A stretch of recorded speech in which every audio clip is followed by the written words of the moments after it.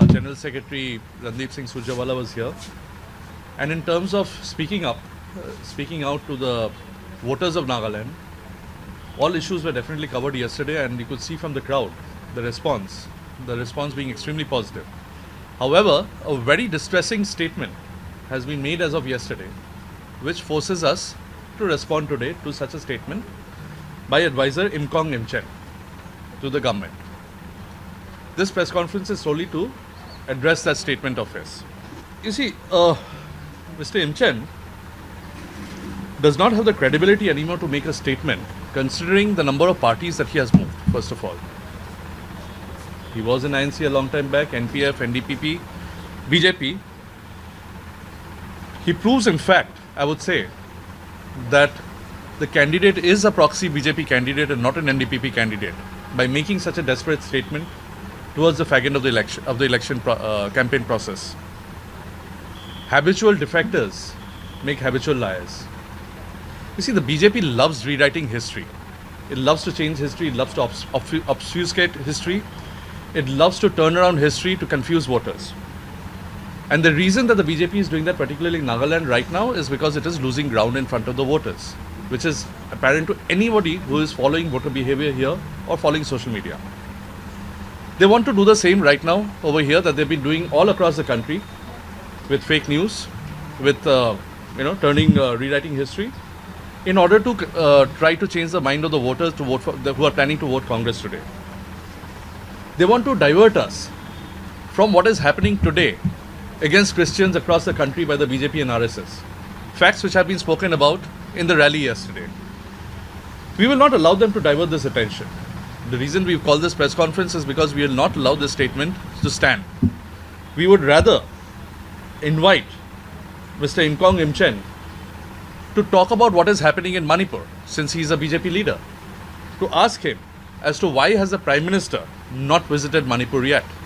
Let us talk about what is happening today.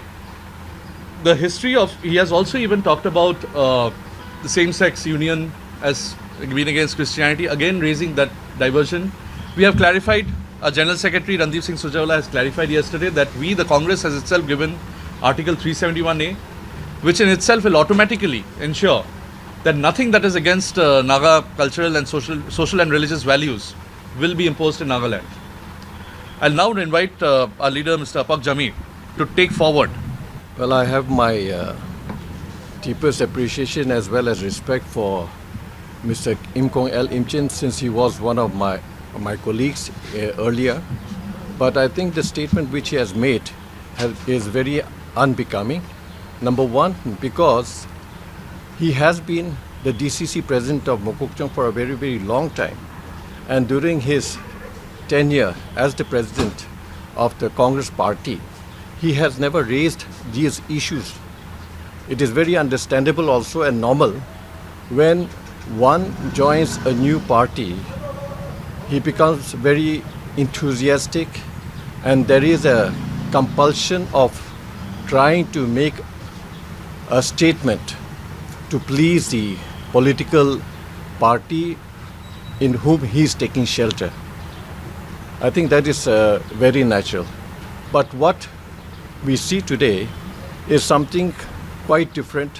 What is apparent today in the country is something which is very disturbing and which needs the involvement of every right-thinking citizen to make a very conscious decision to safeguard the interests of the people, to safeguard the Constitution, the democratic values of the Constitution, especially the secular values of the Constitution.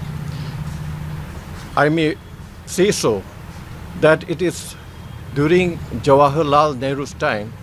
Yes, we all admit that there was political turmoil at that time, but you also have to also admit that it is during the Congress time that the political agreement was met or came about between the Naga People's Convention and the government of India.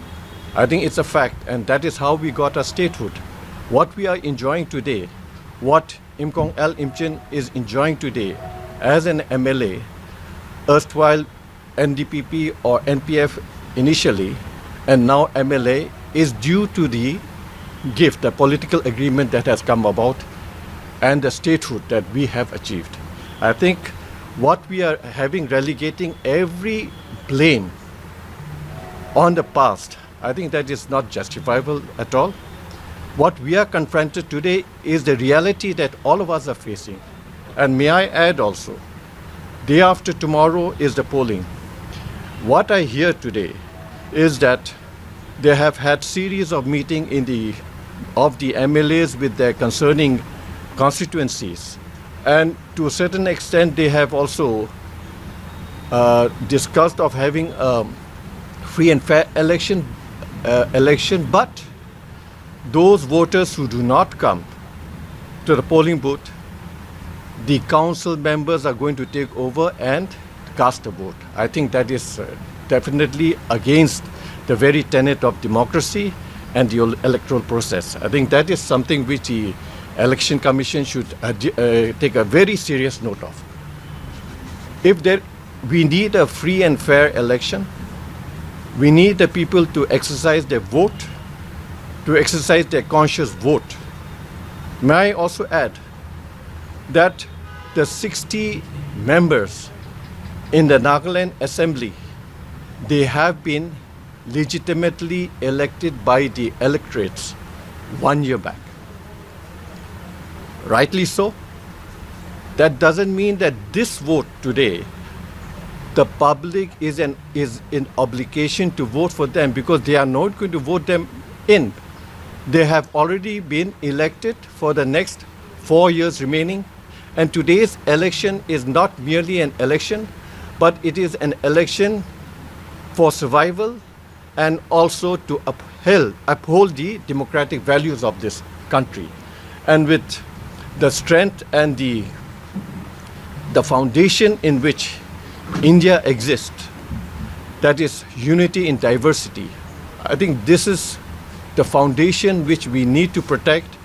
And I believe that right-thinking Nagas are very intelligent. The younger generation, they are very conversed with what the political situation is today. And I believe that they are going to vote and provide their conscious vote for a change and for the safeguard of this constitution and for the safeguard of the interest of our Naga people. As he mentioned, everyone is worried and concerned. Every citizen of Nagaland, various NGOs, various church authorities, everyone is concerned about the proxy voting or booth capturing. On behalf of people of Nagaland, we have already given in writing to the CEO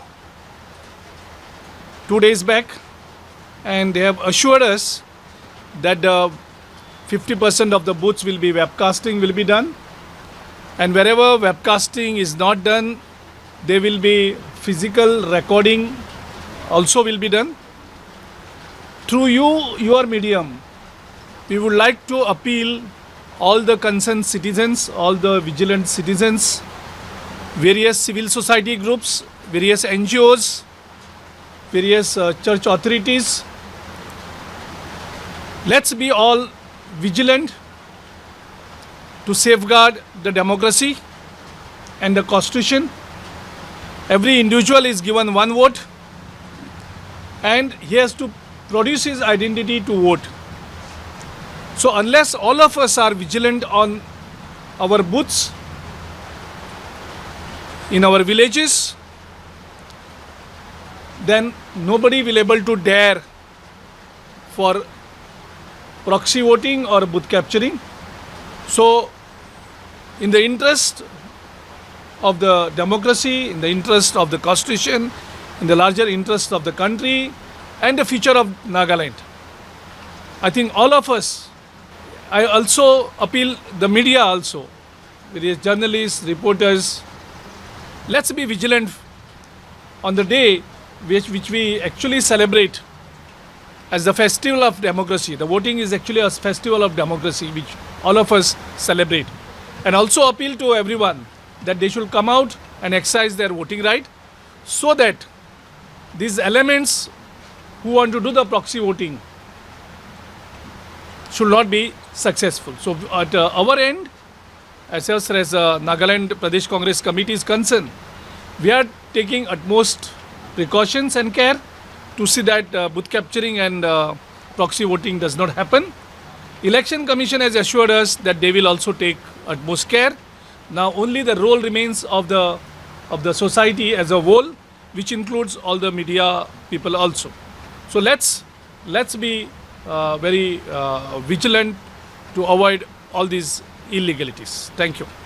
I hope you know the Deputy Chief Minister, whose statement was carried, and the Election Commission of India has already issued a show cause notice. Do they need any more proof than their own Deputy Chief Minister appealing everyone for a proxy voting? And we also get a ground reports that they have already started distributing money and asking some villages, encouraging them for proxy voting.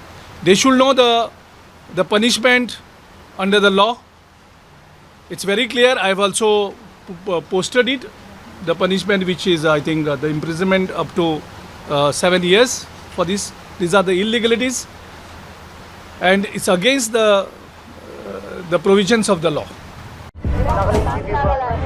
Nagaland TV, Sob Manulaga Awas. Watch us live on Geo TV and on your television sets as well. For Dimapur viewers, we are on channel number 994 in Global Chapter, and Kohima and Mokokchung viewers, switch to channel number 138 on Hornbill Digital.